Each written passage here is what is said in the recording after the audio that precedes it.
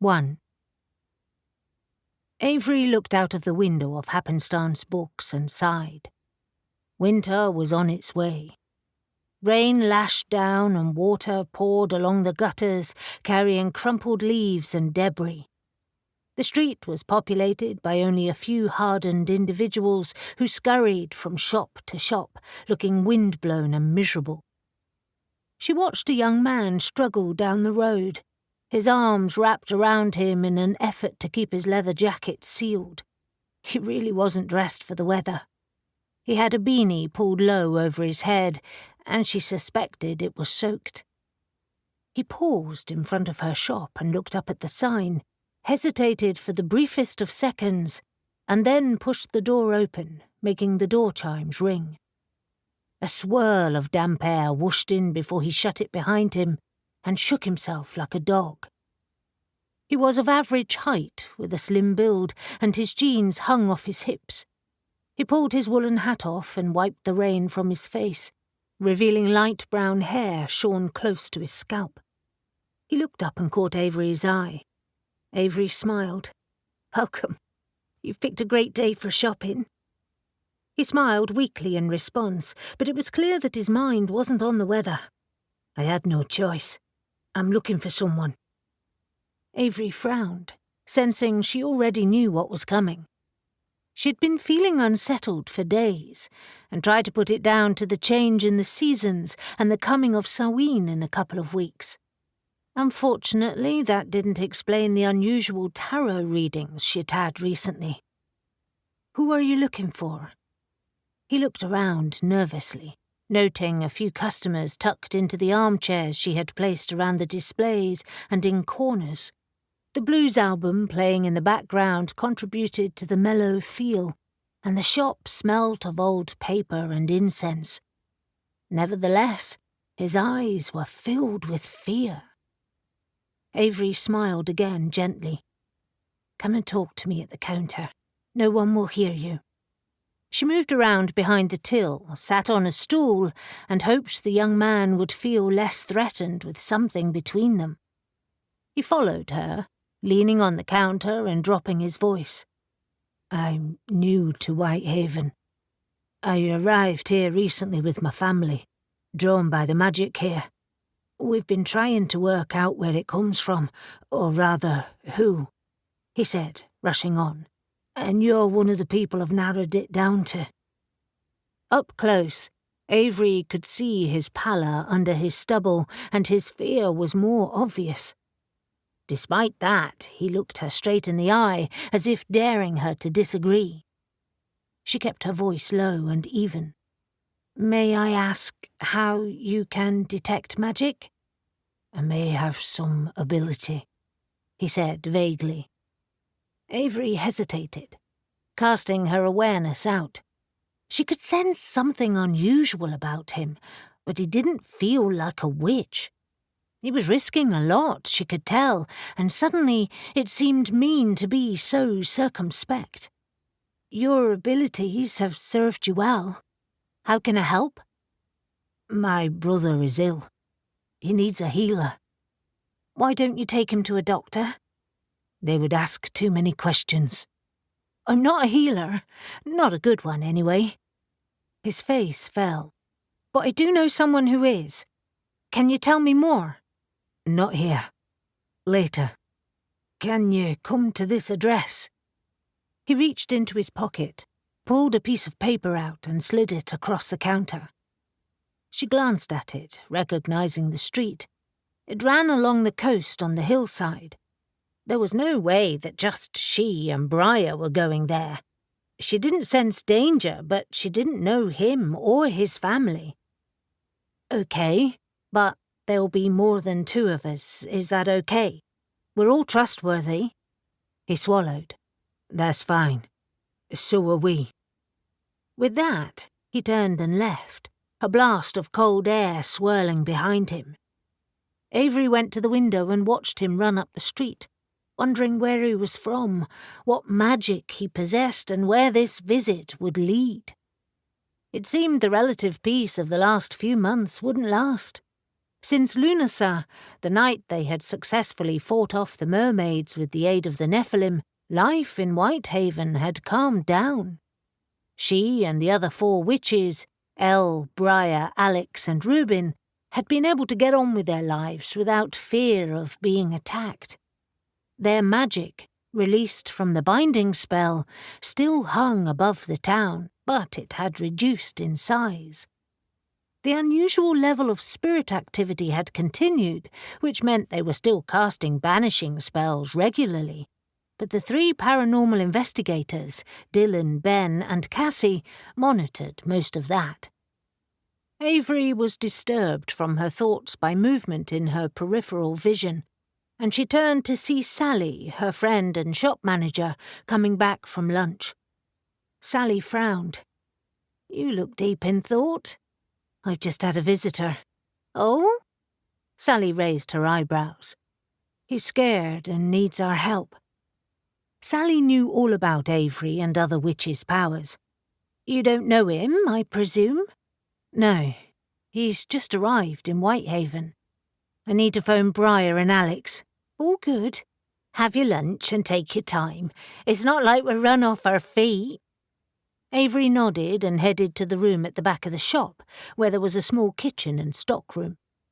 From here, there was a door that led to her flat above the shop, and she headed through it and up the stairs. Her flat was in its usual chaotic state. Books were scattered everywhere, the warm woolen blanket on the sofa was rumpled and half on the floor, and the room needed a good tidying. That would have to wait. It was cool. The central heating turned low, and she adjusted it slightly so it would be warmer for the evening. She pulled her phone from the back pocket of her jeans and called Briar while she put the kettle on and heated some soup. Out of all the witches, Briar was the most skilled at earth magic and healing. She ran Charming Balm's apothecary and lived alone in a cottage off one of the many lanes in Whitehaven. Fortunately, Briar was free that evening, and after Avery arranged to collect her at 6, she called Alex, hoping he wouldn't be too busy at work. Alex owned the Wayward Sun, a pub close to the harbour, and he was Avery's boyfriend, although she always felt really weird calling him that. It sounded like they were 14. But what else could she call him? Her lover? That sounded too French and somehow seedy. Her partner? Sort of, but they didn't live together. Anyway, whatever she called him, he was all hers, and completely hot, and she was smitten. They'd got together in the summer, and things were still going strong. "Hey, kitten," he said when he answered her call. "How are you?" "Kitten? I like that." "I'm good. What about you?" "Busy. The pub is pretty full for the lunch rush. I'm not exactly sure where they're coming from in this weather, but I can't complain." "It's quiet here," she explained, leaning against the counter and stirring her soup. "But that's okay. Look, I'll get to the point. I've had a visitor, no one we know, but he knows we're witches and needs our help. Are you free tonight?" She could hear the concern in his voice, and the background noise fade away as he moved rooms. "What do you mean? He knows about us." "Yes, but he wouldn't explain. I sensed some kind of magic, but he's not a witch. He said he needs a healer, so I'm picking up Briar at 6. Can you come with us?" "Yes, absolutely. And I'll stay at yours tonight, if that's okay." She grinned. "Of course. See you later." It was dark by the time the group pulled up outside the whitewashed house on Beachside Road. It was a double-fronted Victorian villa used for holiday rentals. A portion of the front lawn had been turned into a drive, and an old Volvo hatchback took up most of the space. "First impressions?" Briar asked from where she sat next to Avery on the front bench of her Bedford van. She was petite and pretty, and her long dark hair was pulled back into a loose ponytail. "I can't feel anything magical," Avery said, feeling puzzled but also relieved. "Me neither," Alex agreed. He sat on the end next to the passenger window, looking at the house. Like Briar, he was dark-haired, but far from petite. He was tall and lean, with abs to die for, and his arms were covered in tattoos. He often wore his shoulder-length hair down, but tonight it was pulled back into a top knot, and his jaw was covered in stubble. "It worries me. Didn't you even get a name?" "Nope. He didn't stick around long enough," Avery answered. "But I didn't get anything dodgy from him. He was just scared." "Come on," Briar said, pushing Alex to move. "If someone's hurt, we need to get on with it." The rain still lashed down, and they raced up the path and sheltered beneath the porch as Avery knocked on the door. A young woman with long purple hair opened the door and scowled. "Who are you?" "Charming," Alex said, amused. "We were invited." A voice yelled, "Piper, you bloody well know who it is. Let them in." Piper glared at them and then turned and stomped off, leaving the witches to let themselves in. Briar smirked and shut the door behind them. "She seems fun." They stood in a large hallway with doors on both sides, and directly ahead stairs led to the upper level. Piper had already disappeared, but the man Avery met earlier bounded down the staircase, looking both relieved and harassed. "Thanks for coming. I wasn't sure you would. Follow me." He immediately turned to head back up the stairs. Alex called him back. "Hold on, mate. Before we go any further, who are you and what's going on?" He stood for a second, speechless, and then seemed to gather his wits. "Sorry, I'm not thinking straight. I'm Josh." He shook their hands. "My brother is really ill, and I'm worried he might not survive. That's what's upsetting Piper too. She has a weird way of showing it. Look, I get that you're worried, but I'm not a threat. It's easier if I just show you." It seemed that was all they would get from Josh, and he ran up the stairs. Alex glanced at Briar and Avery and followed him. Avery could already feel their combined magic gathering, but she still didn't sense any magic from elsewhere. She gave a last sweep of the hall, and then followed the others up the stairs. On the first floor, Avery detected a strange smell. She wrinkled her nose. It was odd, unpleasant, and cloying. Josh led them into a room at the back of the house, and as soon as they stepped inside, the smell magnified and Avery tried not to heave. They were in a large bedroom, and in the double bed in the centre of a room, a man lay writhing in a disturbed sleep. A young woman sat next to him, watching with concern and trying to hold his hand. She looked up when they entered, and a mixture of fear and relief washed over her. What is going on here? The man was covered in a sheen of sweat, and his hair stuck to his head. He was bare-chested, but most of his trunk and one of his arms was wrapped in soiled bandages, and it was from these wounds that the smell emanated. Briar ran forward. "By the great goddess! What the hell's happened to him? His wounds are infected." The young woman stood, moving out of the way. "Can you help him?" Briar barely glanced at her. "I'll try. You should have come to me sooner. What's his name?" She placed her box of herbs, balms, and potions on the floor and started to peel the man's bandages away. He immediately cried out, his arms flailing, and Alex leapt forward to help restrain him. Josh explained, "He's Hunter, my older brother. This is my twin sister, Holly." Holly nodded briefly at them, and then went back to watching her brother helplessly. Avery could see the similarity between her and Josh. They both had light brown hair and hazel eyes, although Holly was shorter than her brother, and her hair fell in a wavy bob to her shoulders. The man writhing on the bed had dark, almost black hair, a light tan, and a muscular build.